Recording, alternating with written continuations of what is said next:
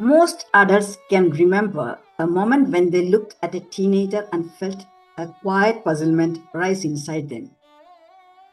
One day, the young person stands before you, thoughtful, wise, and almost grown.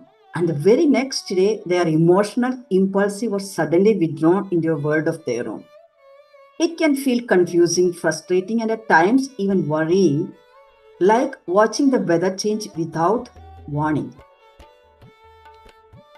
Today, we are stepping into the inner landscape of the adolescent brain, what research reveals, what nature mirrors, and what this means for parents, teachers, caregivers, and anyone who holds a space for a young person finding their way. This is not just science, it is an invitation to understand the tender, turbulent season of becoming. Joining me is Yamini Suvarna, researcher and facilitator who has spent many years working with children and families, educators, and communities. Yamini, when people hear the phrase adolescent brain development, what do you think is the most important thing for them to understand? I think the most important thing is to see adolescence as not a problem to be fixed. It is a period of change, of growth, of immense possibility. What we often see as difficult behavior is just a teenager trying to navigate a lot of change with a brain that is still developing. And when we understand this, it changes how we as adults respond. You say adolescence is described as a period of brain rewiring. What do you think parents misunderstand most about this rewiring process? I think that most of us as parents and adults dealing with teenagers, we see the behavior but miss the development that is happening underneath it. A young person may seem argumentative, impulsive, or withdrawn, and we assume that they're choosing to behave this way. But it's not like that. Adolescence is a period of enormous change. The question is not how should I stop this behavior, but it should be what is this behavior telling me about where my child is and where he or she is in their developmental journey. Emotional and reward system mature earlier than impulse control. How should this change the way adults respond to teenager behavior? One of the most helpful things that as a parent I found was to remember that young people experience emotions before they have learned the skills to manage these emotions. This does not mean there should be no boundaries, but it means that along with the boundaries, we need to help them build skills of self awareness, of reflection, and emotional regulation. Research shows adolescents need connection and emotional safety more than control. Why do you think adults still default to control? Based on my work with parents and adults, and as a parent myself, I think that adults default to control because control feels reassuring. When we are worried about our child, we naturally want to step in and take charge. But we must remember that adolescence is the stage where they are developing autonomy or independence. And research is increasingly telling us that influence grows through relationships. Teenagers are more likely to listen to people who make them feel understood rather than adults who make them feel managed. What does it practically mean for a parent to be warm but firm during conflict? So for me as a parent, it means I hold on to both the relationship and the boundaries. It's being able to say, I understand you're upset, but expectations don't change. They remain the same. Warmth without boundaries can feel confusing. Boundaries without warmth can feel like rejection. Young people need both. How can schools move from a punishment mindset to a developmental mindset when dealing with emotional outbursts? So I think the first step is to stop asking what is wrong with this child, but ask what is happening for this child.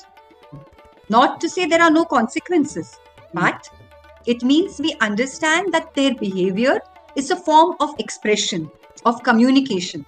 A development approach focuses on understanding, on teaching, on supporting growth, not punishing behavior. Ages 13 to 15 are described as peak emotional and social sensitivity. What should adults do differently during this stage? We should listen more and lecture less. At this age, friendships, belonging, identity become incredibly important. What may seem small to us as adults can be huge, enormous to a teenager.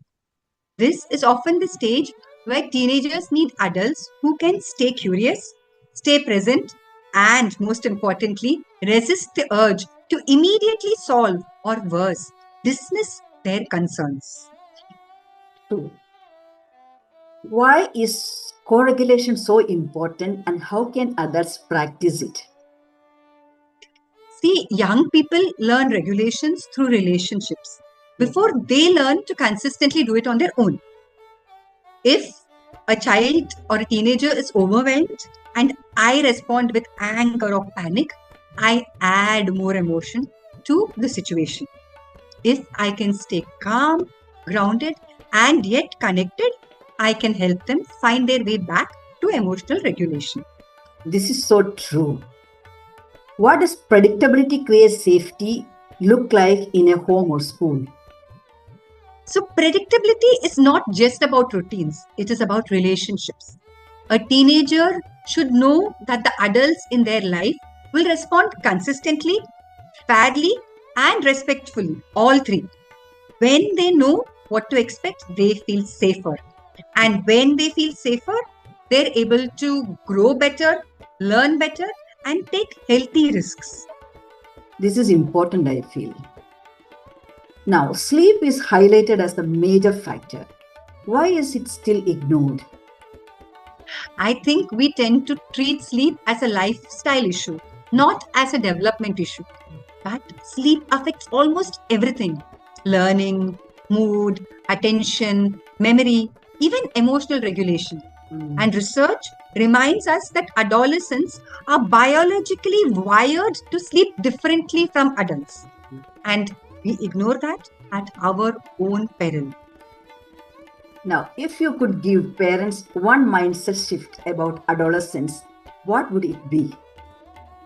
So I would tell them, and this is from my experience also, move from judgment to curiosity.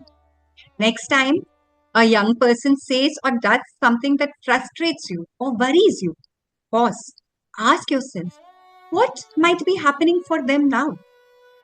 This does not mean there is no accountability, but it helps us respond with greater understanding. And understanding is often where a strong relationship begins.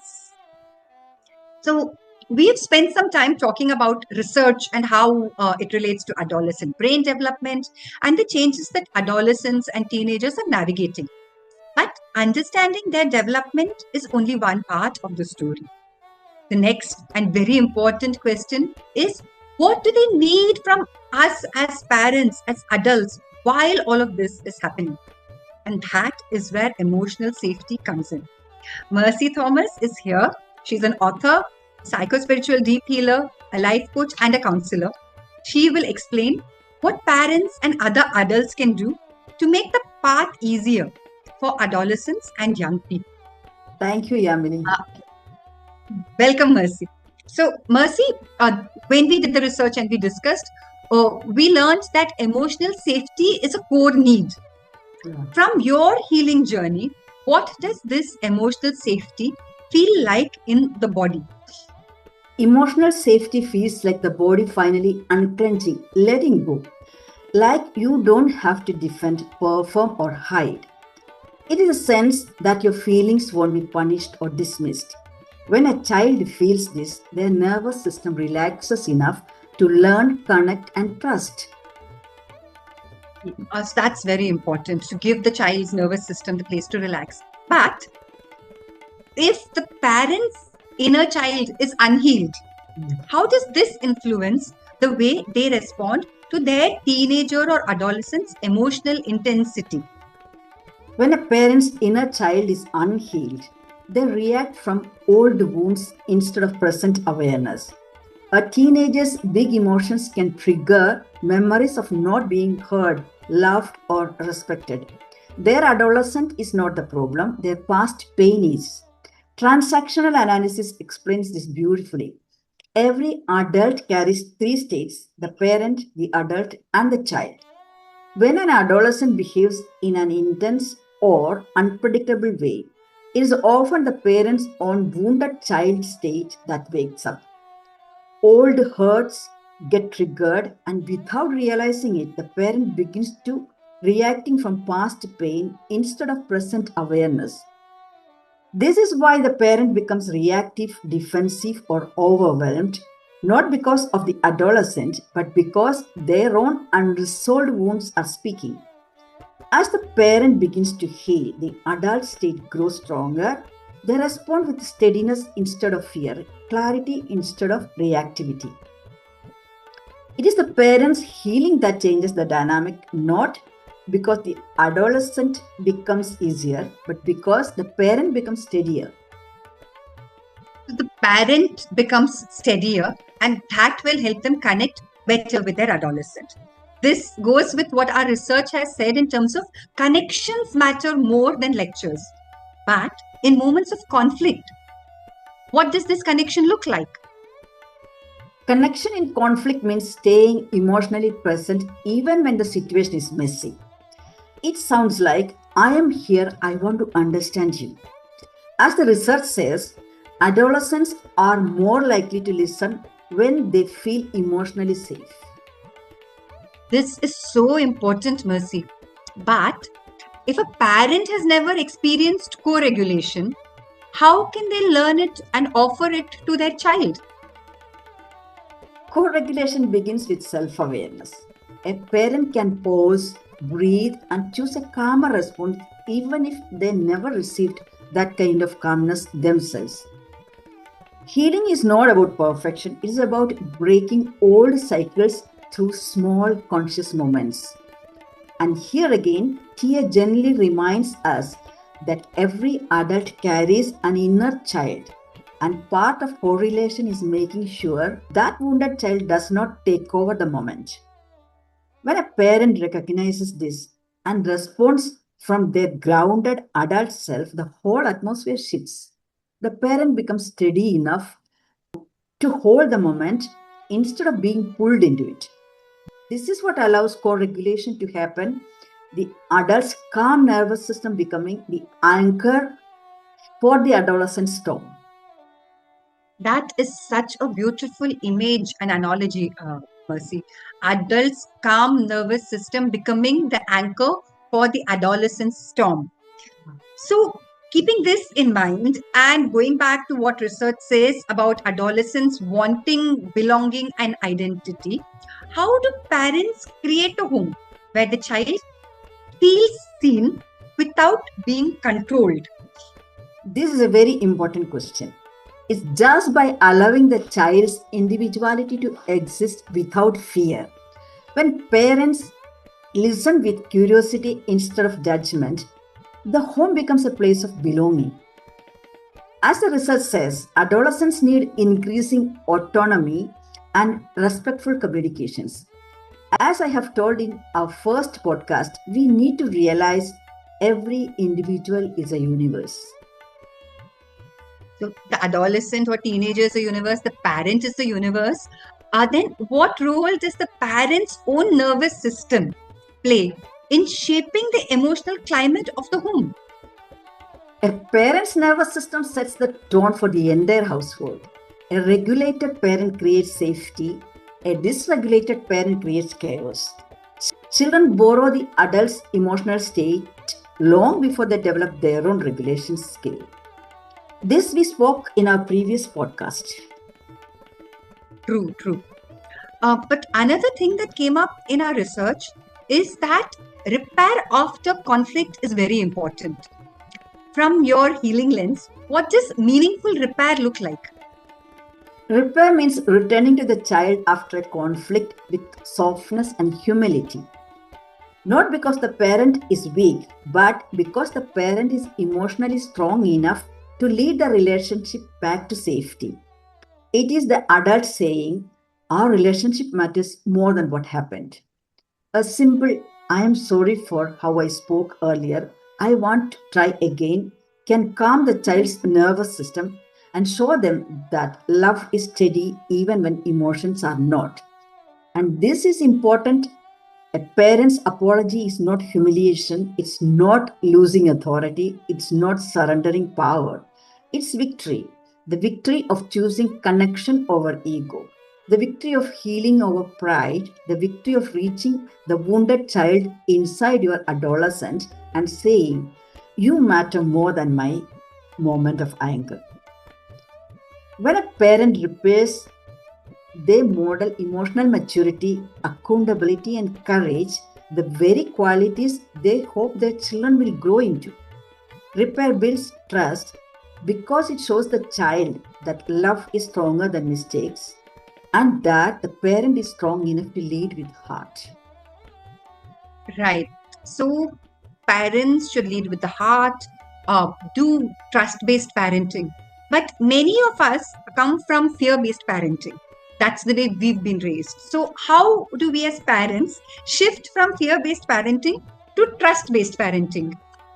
Fear based parenting comes from the belief that control equals safety. Trust based parenting comes from the belief that connection equals safety. When parents heal their own fears, they stop seeing their child as a threat and start seeing them as a human being learning life. It's just like in nature. When a puppy, a kitten, or even a tiger cub plays rough or makes mistakes, the parent animal doesn't see it as disrespect. They understand it is as part of growing. They stay present, patient, and steady, yet they also teach their young how to handle danger by letting them watch, imitate, and learn from their own interactions. Human children need the same balance, spaciousness to explore, and guidance to grow. When parents shift from fear to trust, they stop reacting to behavior and start responding to development. Connection becomes the safety, presence becomes the guidance, and the home becomes a place where the child can grow without fear. So, ideally, parents should be like a calm anchor or a gentle guide. And this, even research says, is very essential. But what inner work do parents need to do so they get to becoming this point? Parents can begin by noticing their own triggers, slowing down their reactions, and tending to their own emotional wounds. The research says younger adolescents need a gentle guide and older ones need a calm anchor. This inner work allows parents to embody those roles. Here again, transactional analysis reminds us that every adult carries an inner child, and part of the work is not letting that wounded child react to the real child in front of them. Becoming a calm anchor is not about suppressing emotions, it's about understanding them. It is the work of learning to pause before reacting, to breathe before speaking, and to choose presence over impulse. Again, in the nature, think of a mother bird teaching her young one to fly. She doesn't panic when the fledgling flaps wildly, nor does she hold it back in the nest out of fear. She stays steady, patient, and encouraging, giving just enough support, just enough space. Her calmness becomes the courage the little one rises on. Inner work is not a grand transformation, it is a series of small conscious choices that slowly reshape the emotional climate of the whole. Um, Mercy, you've given a lot of hope to parents, saying they can transform their inner self and help break this cycle for their children. So, if you could offer one emotional truth to every parent of a teenager, what would it be? Your child is not trying to fight you, they are trying to find themselves. When you stay steady, soft, and connected, you become the safe place they return to. Adolescence is not a breaking away, it's a reaching out in a different language. And in that reaching out, both the parents and the adolescents are learning something new. The child is learning who they are, and the parent is learning who they are becoming. Every conflict is not a battlefield, but a bridge waiting to be built from both sides. Thank you for spending this time with us and for holding space for these reflections with such openness. We will return in a fortnight with another gentle exploration on children, adolescence, and healing. If there is a topic close to your heart, please do share it with us. Your questions help shape our conversations, and we would truly love to hear your suggestions. Till then, bye.